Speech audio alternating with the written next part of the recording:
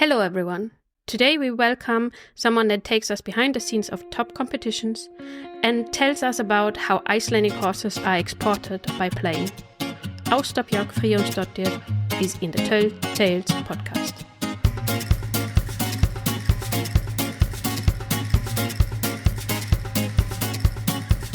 Welcome Ásta. Thank you for joining us today. Thank you. Thank you so much for having me. For people who do not know you, can you just briefly introduce yourself?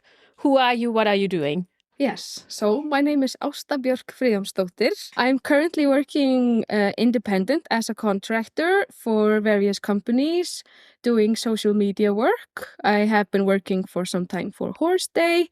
I have been working for EidfaxiTV, Lífland, and mainly, it's social media marketing, but I don't know, I'm probably most known for my episodes or series I've been doing for EidfaxiTV. One series where I follow riders in Meisteradeild on their day of competing. And then I have a new series ongoing right now, which is A Day in Horsemanship, where I go into have a look into different aspects of the Icelandic horse world. That sounds really interesting, and we will dive a bit into this. Yeah. But maybe we can start first, obviously you live in Iceland, so we normally have a question like, why Icelandic horses? But I think that is something that is self-explanatory maybe. But I know from your social media also that you tried at least some Spanish breeds. Yes, I did, and I love them. I have gone 3 times to Spain. Of course, the Icelandic horse is the only thing that's available to me in Iceland, and I love the Icelandic horse. And my grandma owns a farm, and she's breeding Icelandic horses. So I've just grown up around the Icelandic horse. Yeah. But I've gone 3 times to Andalusia in Spain with a great friend of mine, Susana Sand. And she's built up like a net of connections to a lot of really good Spanish riders, Olympic riders. Wow. Where we get to go, and sometimes we only get a demonstration, and sometimes we can go and get riding lessons. Okay. I have gone there, as I said, 3 times to Spain and tried the PRE horse and gotten riding lessons in dressage. And truly, it's so... I couldn't recommend it more to dive into another just side of horses. Because for me, this is the only thing I know, the Icelandic horse. And just to, I don't know, see... Open your horizon. Exactly. And just like get new ways of explaining how to ride. You have to use, I don't know, I feel like we are really much here in Iceland. We just go out for a ride and we have fun. And even though the Icelandic riders and like horsemanship in Iceland has really evolved for the last, I don't know, 10, 20 years. But still to go like the horsemanship and equestrianism in Spain, and especially south of Spain, it's so deep. Yeah. And it's so old, and I have learned a lot. And every time I come home from Spain, I'm like, oh, I have to teach my horse to do a pirouette or the Spanish step or something. But you get really different inspirations from that. Definitely. This is what we heard. We had a talk also with Gudmar Pettersson from Hestaland, and since he worked in the US in Kentucky for several years, he experienced also different breeds and worked with different breeds. And he said also that it kind of gives him a different way of then back home approaching the Icelandic horses, thinking in different ways, a bit more open-minded. Yeah. So I guess that's for you the same. Definitely. It's crazy how much it widens your perspective. Yeah. To go and try, because even though a horse is a horse, in my opinion, but still, they are so much different. Yeah, I can imagine that. Yeah.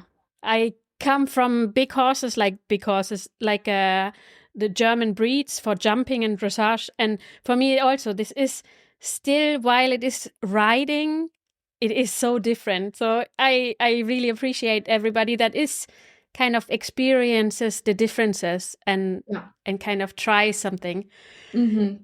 But do you own a horse at the moment, an Icelandic horse? Yes or no. Like I said, my grandma breeds horses, and she has some horses, some breeding mares, some young horses, and a couple of riding horses. Mm-hmm. So at the moment, kind of no.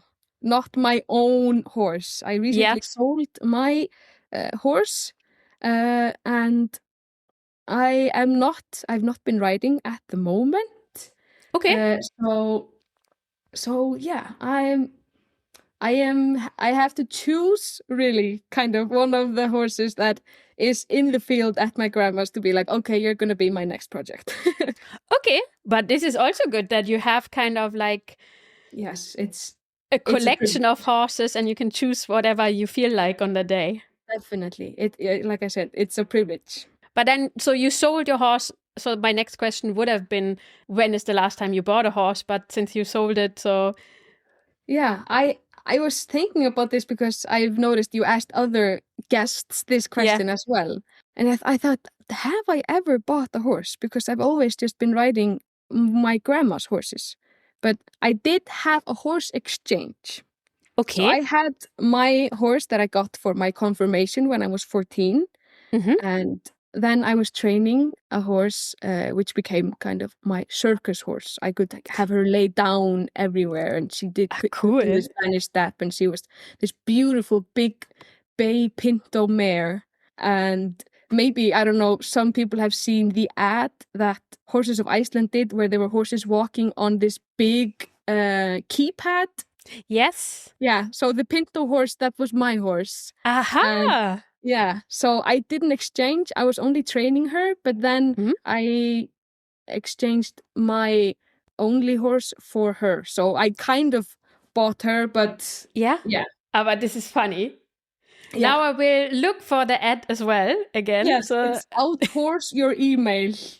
That's what it's called, Outhorse Your Email, and it was such a fun project. Yeah, I can imagine. So you try also different things with your horses? Yes, I would say I have competed a little bit just when I was still in like the younger classes, but really not that much. I've just found way more passion in simply training, and it just happened that I've had quite a lot of young horses, so they've always been like, oh, this could be a competition horse, and always with the aim to create a competition horse. But then it kind of like goes somewhere else, and I have not really made it to the competition field really, but I still find the most joy in simply training and making my horse better and creating a connection to it. Yes. And with these liberty fun exercises and yeah. Yeah, this is actually a good keyword, the connection that you build with your horse. This is something that I think is always special with horses, that you can do this. Yeah. Absolutely. Then, so you do a lot of social media, and this is how we found you. Because I thought it was very interesting. I haven't seen all the episodes yet, so I need to kind of go sit down calmly because that's always the problem, to sit down calmly and watch the episodes. But can you tell us a bit about how did you end up working for EidfaxiTV? Because you are now like an independent contractor. How did you end up there? Because you learned something else. Yeah. I went to, in junior college, I don't know how it is in Germany or Denmark. Like we go to primary school to 10th grade and then we go to junior college for 3 years. Most people choose like nature science or a linguistic path. You can choose like paths that if you're like for your future studies. And I went to a school called FMOS, which offered a horse path. So I just studied the basics like maths and English and Danish, and that all we have to study. And then all the extra courses were horse-related courses. This is crazy. Yeah, and this is most definitely the start of everything for me, because I had only been riding out in the country and just like with like we do here in Iceland where we ride and herd sheep, I had just been riding like this. And then I go to the school. I learned the foundation of everything, how to care for a horse and how to ride a horse. And just things started rolling from there. And yeah, going to EidfaxiTV, I haven't studied anything related to like filming or... Okay. I tried to study business, hated it, quit. So yeah, the marketing side there was maybe the only thing that I related to, but it wasn't interesting enough for me to stick because I'm more on the creative side. Yeah. I don't know. I think it maybe started with me getting a job for Icelanders. Yes. It connects to that. My job, me working for EidfaxiTV, kind of connects to that. So I was creating YouTube videos for, again, my good friend, Susanna. She had written a book and she wanted to do demonstration videos on YouTube, like from her book. A mutual friend of ours had a connection into Icelanders, which was just new at that time. This was 2020 or something. Yeah. And they offered me a job and I was over the moon. Yeah, I can imagine. Still in that high school or like junior college. I was like, I just got a job offer from Icelanders. It's my dream to be working with filming horses and like, it was a dream come true to start working with them. And I imagine that. The team that we were at that time was so fun and such a dream. They encouraged me. I went to the Faroe Islands and I was like, would it be interesting to create an episode because they have Icelandic horses in the Faroe Islands. And my coworkers, they were so encouraging. They were like, yeah, do it. So I simply filmed the travels on my phone, on my iPhone. Yeah. Took interviews with some Faroese people that I met. And I went there on their national holiday, Ólavsøka. And there was the first episode. And from that, it like started that I could create episodes, really. It kind of just started rolling from there. I quit working for Icelanders. I'm really bad with years. So I don't know. I think it was 2020. Like there were some changes. I went to school, tried to study media. Then I just got a job offer from Horse Day. This is all kind of happening at the same time, really, for me. It's like I start working for Horse Day, but I know the people in EidfaxiTV. And now that we know that I can create episodes, it's just something that I can kind of jump into if we get an idea for a series that, let's do it. I can do that, Yeah, absolutely. But how come that you decided you will be independent as a contractor? Like I said, many of these things were happening at the same time. So I had a job at Horse Day, but I was doing some work on the side for EidfaxiTV, and these side projects just kept on kind of coming. And this is over a period, like, I'm really bad with years. I think I've worked for Horse Day on and off for like 2 or 3 years now. And I've been independent since the beginning of this year. So that's just when I made the jump. And that was basically because I had been getting just a lot of side projects, Lífland, EidfaxiTV, other companies. And I just felt like that was so exciting, Yeah. Like all these other projects. And I was like, okay, maybe this could work out. If not, I'm fine with taking a little bit of time off because it's been a lot of like work for me. Yeah, you keep yourself busy. Yes, I do. Actually, a really hard decision for me. I am still working for Horse Day. Just now, I am just independent with other projects as well. Okay. And that's been going really well. I have a list of projects that I need to get to. So that's really fun. A day in the life of Ásta, how does it look like? Most of my work I do here at home. Okay. So a lot of it I have been as working for Horse Day. It's a it's a startup company and we're not that many working there. So you have to wear a lot of hats. You can't just be one thing and just do one job. It's like lots of jobs. So it's like designing advertisements and editing some stuff and just managing. So that's just an office job, really. So I can just do that from here, and then when it comes to filming, I just go film that project and then I work it here from home. So if we see anything on Instagram, for example, from Horse Day app, is that what you do? Most likely, yes. We follow them, we use the app. So I'm really curious how it will develop now that you also have this, like, as a viewer, when you watch, for example, the competitions, that you can vote for the points. You tried it? Yes. How do you like it?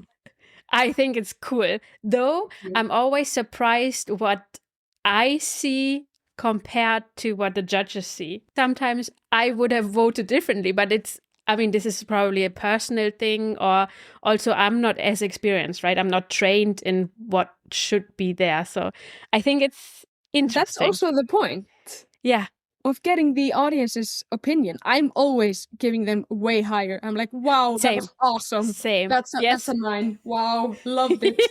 9.5. One thing is that I would have voted differently, but another thing is that I'm always way too high, and I'm like, oh, they didn't like that one, but I like this especially. So but I think this is a great feature, and now that this combination also from the bigger competitions, at least in Iceland, that you have the videos from EidfaxiTV in there as well. So I think that is great, that you can watch it again and see this kind of, this resulted in those points, so you can actually study almost. Yeah, I know. It is really game-changing. And I think it was really fun when we first released that feature, that collaboration with EidfaxiTV, we kind of didn't advertise it. It just dropped and was in the middle of the Icelandic Championships.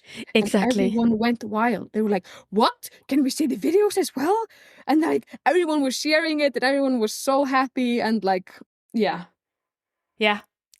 I think it's a great feature. So you have those episodes on EidfaxiTV. So you did the one for following somebody to a competition, and additionally now you had in the life of a horse person, right? That was the two things that you did. Can we just talk a bit about first the competition following? How did it start?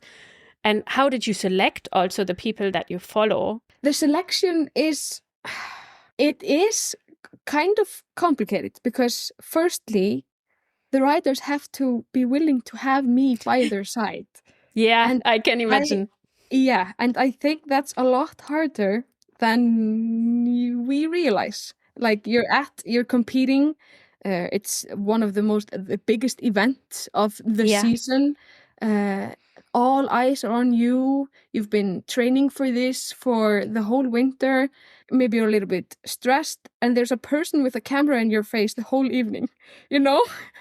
So, I can imagine. Truly, my hat is off for the riders who have let me follow them. I'm truly grateful. And I've always tried to be more like on the side. I don't want to interrupt, like just their program, you know? Yeah, they have a flow. Exactly. They have a flow. They have something that they're used to doing. Please just don't mind me. I'm just going to be here. I'm just going to be filming. I might ask you a couple of things, but please just do what you usually do. And all of the riders I've followed, I've been like, how are you this calm? And how are you just doing this? Because I would be so nervous having someone like, firstly, competing in front of all of these people, but both like abroad, and then all the people in Horsteyhöllin at all times. And then having someone recording every moment. But I'm so thankful for that because I think this has been really popular. It's just given a new insight into really Meisteradeild and what work goes into being a contestant in Meisteradeild. It makes you also as the audience, you feel closer connected to kind of your stars or people that you admire, people that you follow on Instagram or anywhere, and you feel like now I'm actually connected with them in a weird way. So I think this is a really nice idea. Yeah, because that's also a little bit the point, to show that they are also just like humans, and they are just have their families and their own lives. But so if I answer your questions with how I pick one, it's usually in collaboration with the people in Eidfaxi. I talk to them, we brainstorm, okay, who is going to be competing? It can be tricky because they often don't know if they are going to be competing. They are like, maybe because there are 5 in each team, 5 riders in each team, and only 3 compete every night. And sometimes they are just deciding, I don't know, a few days before the event, because maybe all 5 have really good horses and they just want to let the time pass and see who is actually the best 3. It's all happening the person needs to be a little bit open. They need to be willing to have me. Of course, it's fun to bet on someone, like, okay, I think this one might be in the finals. At least it would be really interesting to be with them. Of course, it's a factor. But for me, it's always been more important, I don't know, that I feel like, yes, this is a person that I could spend the evening with, you know, and I find them interesting. And of course, they're all interesting, don't get me wrong. And I've tried, of course, there are teams, and it would have been a nice concept to always have, I don't know, one team or one rider from each team. But I've tried not to let that be too big of a factor, rather just seek out who I think would be open to having me and would be interesting to see.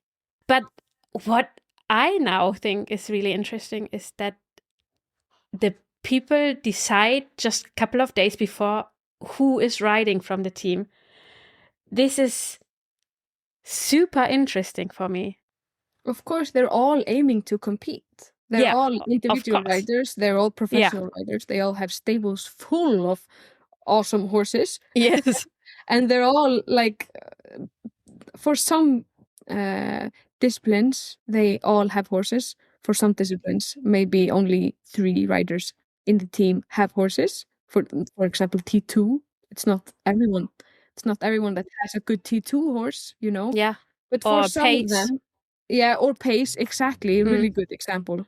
So for some of the disciplines, they are just letting it, because at the winter time, the horses are changing so much, because they're kind of, some of them are recently have been on a break, and they're still just fluffy and not in their best shape, you know. So each week really counts. So there can really be a difference if you have a team rehearsal like 2 weeks before the tournament. Maybe it doesn't make sense to choose the horses then, rather than like when the tournament is actually coming, because some horses might have changed in that time. I mean, how long before do you decide that you follow somebody? Because that could have also then be that you decide on somebody agrees to take you with, and then last minute they decide they are actually not gonna ride. Has that happened? No, fortunately that has not happened. The pressure is so much that you would want some time to think.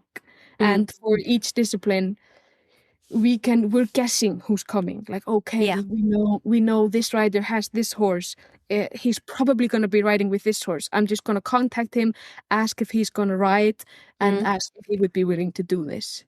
And then I often get the answer, yes, we're deciding next Monday who's going to ride. If I ride, it's no problem. You can be with me. Or like, Oh, but I think that would almost stress me out more than anything, to not know if something is happening. I'm really bad with those things. I'm so Icelandic. I live by the phrase "Þetta reddast." Truly. What does it mean? You know the phrase? No. It's like, it's the core of the Icelandic nation. Þetta reddast. Everything will work out. Everything will work out somehow.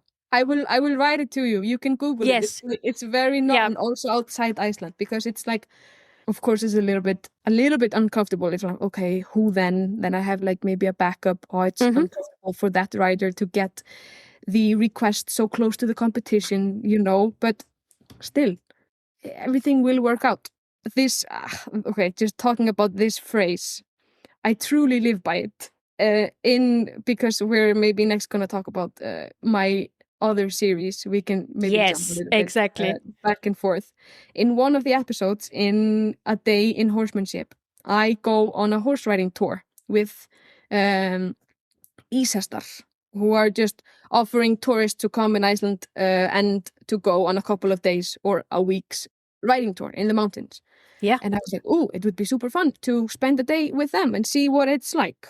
I did not, I had not prepared at all to look at where they were actually located, where I was going to be driving to meet them.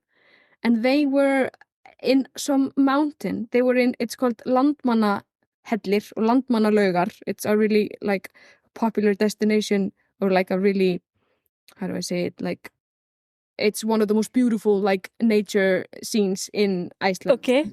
Landmannalaugar. And I was like, yeah, I'll just put it in Google Maps and go there. And I had recently bought a new car, and it was like kind of a fancy car, and I had to drive on a really bad gravel road for an hour. And I was like, oh my God, my car. And the guide that I had been planning to do this with, he was in the mountain, had no cell reception. No. So I couldn't call him, and I was like, where am I going? Am I even going the right place? I haven't been able to contact him for 2 days because he's just been in the mountains. I was like, okay, I'm just going to drive there. Þetta reddast. And then I was a few kilometers away from the point where I was supposed to go, where there was this huge ass river, which I could not cross on my car. No. And I was like, are you kidding me? Are you kidding me? I've been driving for like 2 or 3 hours, and then I can't cross when I'm 2 or 3 kilometers away. And I was like, what the fuck am I supposed to do? And somehow some cars started showing up, and one car had room in their trunk. So I took my saddle and my camera gear and my helmet, and I jumped in the trunk of that car, and they could pass the river. And so you left your car there? Yeah, I left my car there. And when I arrived, they were all getting ready to saddle up. And I met the guy that I was supposed to meet. He was like, oh, you're here. I just thought that you didn't make it. And they were just going to go right without me. Without you? Yeah, and they would not have passed where I had my car. So I would have it would have all been for nothing, really. But it all worked out. Okay, yeah. I had no energy left at the end of that day. I actually filmed a lot of this experience, me being like, where am I? Am I gonna make it out alive? So almost half of that episode is just me in my car cursing. So okay, this is gonna be my weekend entertainment. Then I'm gonna watch it. Yeah. So, but like I said, it all turned out well. So then the other series that we just now talked about, the life in the day of horsemen. Yeah, A Day in Horsemanship. A Day in Horsemanship. So how did that start, and what is the concept behind that? I seen farrier and young horses, right? And you did also export. Can you tell us a bit about this? Yeah, it started really, really, really spontaneously. Maggi Ben is one of the main people at EidfaxiTV. Mm-hmm. And he is also very spontaneous. And we met and we were like, okay, we must create something cool. And we were like, yeah, okay. Okay. And then either of us had the idea, wow, it would be cool to get to know the process of exporting a horse. Yeah. And we were like, yeah. So he called Eysteinn Leifsson, who runs Export Testar. And we're like, are there any cool horses being exported anytime soon that we could maybe create an episode about? And he was like, yeah, there's one first prize stallion being flown the day after tomorrow. Okay, very spontaneous. Yeah, so we decided that day that I would be filming that. So the day after, I went to Eysteinn and took an interview with him and took an interview with the previous owner of the horse. Mm-hmm. And then we somehow got it through that I would join the plane and fly with the horse to Liège in Belgium. Belgium, yeah. Yeah. So that was crazy. I was just sitting there with the captain and the co-pilot. And yeah, it was super cool to see that whole process. And the process is so much bigger than I could have imagined. And there are so many people that come to exporting a single horse from Iceland to the mainland. Can you just tell us a bit about, because I'm actually really curious what do you need to plan also for that? I think the exporting companies mainly oversee most of the things for the owners. So if you were to buy a horse from Iceland, you would pick an exporting company and they would do most of the work. They get the horse to their stable. At least that's how Eysteinn does it. I'm sure most of them do similar things, but he gets the horses to his stable and there he needs to get a veterinarian who comes and does a full body check on the horse, and he creates this horse pass or passport which you all of course know, but we Icelandic people don't know this horse passport because we don't have to vaccinate our horses and we don't have to use the passports at all except for when they're exported. So it's crazy, yeah. I know. So the passports are created just for each horse then as they're being exported. And then the vet fills in all the information and draws the color of the horse. And then he needs to contact, Eysteinn needs to contact, I don't know what it's called in English. It's must. It's in Icelandic. It's the people who are governing basically animal welfare in all of Iceland, Yeah. So okay. If someone reports animal cruelty, it's their job to they do more, but I don't know. That's the best I can explain. But they need to come and also do a full body check on the horse because they have the last say. If they say no, this horse is not fit to fly, then it doesn't get to fly. So they give the green stamp, okay, this horse is clearly not sick, it's not injured in any way, it's healthy, it's fit to fly. Okay, yeah. So when that's done, he loads them to his trailer, he drives to Keflavik, and there the horses are loaded into these boxes. Yeah, it's fascinating. Yeah, truly. And the geldings and the mares can be all in one box, 5 just together. And then the stallions and the VIP horses who are just, if people pay for special treatment, then they are in aisles, the 3 horses with a barrier in between them. And they are bound because of course stallions can't be loose with another horse. So they have to be isolated. So then you can put 3 horses in one box.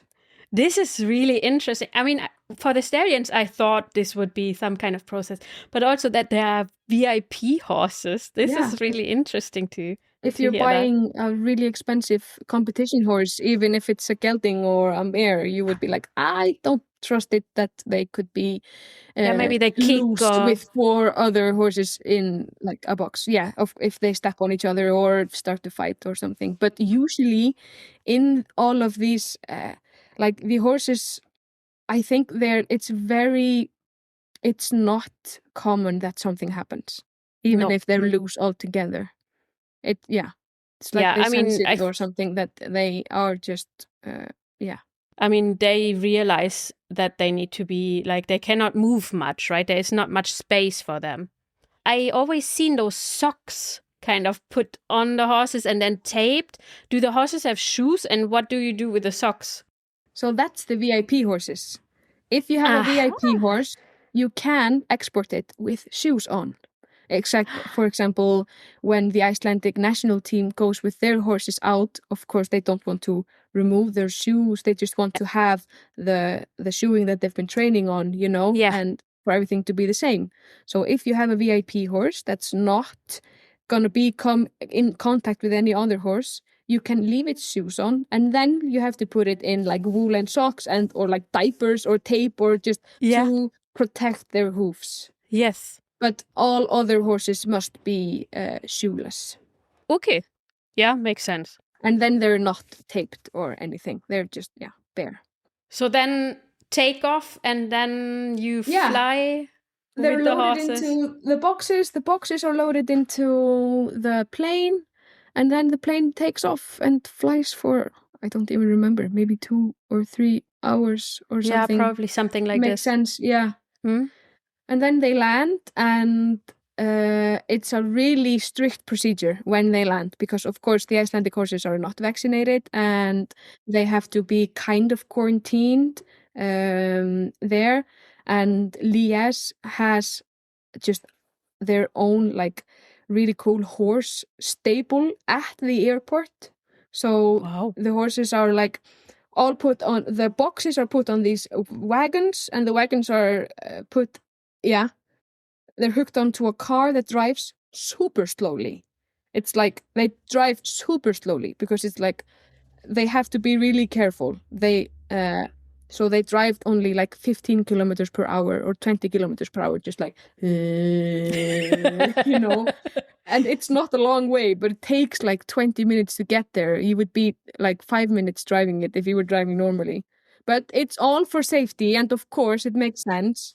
And then the horses are, they come to the stable and they just go in, and there's a vet that is there in Liège, and he like scans the horse to see if it's definitely the correct horse. He looks all over them to see if they have been injured on the way, and then they are just moved into the stable, which is close by there. And there's like a quarantine line there, so if you cross a line into the stable, how was it? It was like when I was there, it was really, we were like, am I going to stay the night and follow the whole procedure? Like, am I going to stay one night in Liège and follow the whole procedure to see the horse go into the trailer to its owner? Or am I going back with that same plane? And we were like just deciding that on the spot. Like, am I staying here or am I going with you back to Iceland? And if I wanted to go into the stable, I couldn't have gone back to Iceland because of some like quarantine line or something. So I decided to stay, and I was so happy about that because the guy who oversees everything there, he just gave me a personal tour of all the stable and told me its history and showed me everything, and was so nice to me. So we definitely recommend everybody. We will put the link for this episode in the notes of this episode of this podcast. Everybody should watch this episode with you on Eidfaxi. Yeah, I think this is something that hasn't been seen before. Like, it's a procedure. No, not a procedure, but it's like even the exporters don't really know how it looks like. I mean, they normally just ship the horse off, but they don't see how it is like in those stables at the airport. Yeah. And then the next day, the horses will be picked up by the owners or be transported by different companies into the countries that they are brought to. Exactly. Either they come pick up themselves or they have them transported. But then, so what else did you do? You had young horses as well, I remember that. I went to Skipaskagi. That year, they were nominated Breeding Farm of the Year. That they hadn't won it when I visited them, but they won that award just soon after my visit. So that was really cool to get to see some of their young future superstars. Yeah, maybe it's gonna be the next superstar. Like we have Eltjan, exactly. Very close to us here with James Faulkner. He's like an hour away from us. Okay. So Eltjan from Skipaskagi is just around the corner. Okay. Amazing stallion. Yeah. They have so many amazing horses. Yeah. And I think two of the horses that they were talking about in that episode and telling about how they are breaking them in, they became first prize stallions that summer. So it's really cool to see them like very cute, just like looking like pretty much every other horse. Yeah. And then just a few months later, they're like these super cool 4-year-old stallions. Yeah. So what did you do there? Like, so you got a tour with the stable and you learn a bit about how they educate their young horses. Yeah, they had 2 guys that come in every autumn just for 2 weeks, and they have like a breaking in. I don't like the word breaking in a horse, but training young horses. They come just for 2 weeks. And then the people at Skipaskagi have already put a saddle on them. They've already taught them to lunge and done the basic work. So I came when these 2 guys were there and they've started riding the horses. And they have actually a really good system at Skipaskagi where they take every horse in at least once a year until they're trained. So when they're foals, they take them in, they teach them how to wear a halter and how to walk, And then the next year they do the same, and then they maybe teach them how to be lunged. So when they're 3 years old and the time comes to actually start riding them, they're like, I know how to wear a halter, I know how to wear a saddle, even though they've not been ridden. They're like, I know all of this, and it saves so much time. And they're like, yeah, they told me that this truly does make a difference in training, starting to train young horses to do it this gradually. Yeah, I can imagine, because I know that for me, it's always something that I try with my horses, that I touch them everywhere. Because if something is happening, I want them as calm as possible and not be afraid that I, for example, touch the ears or touch like all the legs. So then I feel like as soon as you do this with a young horse, it becomes so much nicer. And again, it's a connection with your horse. So that was really interesting to see how well that's working for them. But also, I guess, with 2 people coming as a team, that might be also, they understand each other. They know what they're doing. And I really liked what they were doing. They're not putting that much pressure on the young horses. They're just like, at the time when I was there, they were at that point that they were starting to ride outside, and they're not asking the horse for anything rather than just to carry the rider and go from A to B, And I think that's really, because I think sometimes we can get a little bit too caught up in like these finer details right away, like bridle connection and stuff like that. But I think it's really natural for the horse just to find its forward thinking and independence, and just like going outside and like, that's no problem. We can just do this, Yeah. So I really admired that with their technique. And then you have another episode? Yeah, I recently released an episode, A Day with a Farrier. And I spent a day with Erlendur Árnason, one of Iceland's best farriers. He told me that he is... at Landsmót, for example, he is in the breeding shows, he is shoeing almost 20% of all shown horses in Iceland. Yeah, so it was really fun to get to know him. He's just very nice to talk to, and he's really fun, and he's really just himself. I don't know. And I have an interest in shoeing. It was really fun for me to see like how much thought goes into shoeing each horse, because he's only shoeing the best competition horses and is really thinking about, he's a little bit like stands a little bit narrow, so we must think about that. Or he's been doing a little bit like this. Let's take that factor into the equation. So it's like really much thought that goes into it. Will you be at Landsmót? I think so. I hope so. I'm invited to a wedding at the day of the finals, which is kind of a bummer, but clearly somebody that is not interested in horses. No, but yeah. I really want to be at Landsmót. It's especially in Hólar. Oh my God! I went to the Icelandic Championship in Hólar, I don't know, 2 or 3 years ago. I was working there. And there's something about being in Hólar and have a big tournament. Everyone on the campsite, everyone like packed together in this valley, this beautiful valley. And I think it's going to be a landsmót to remember this year. Yeah. When we look in the future, do you have anything that you still, I mean, you said that you have a lot of projects that are in the pipeline, a lot of stuff to work on, but is there something that you, and you don't have to specify if it's still something secret, but is there something that you really want to do, some like dream project, somebody that you would want to follow, some idea that you want to bring out into the world? I don't know.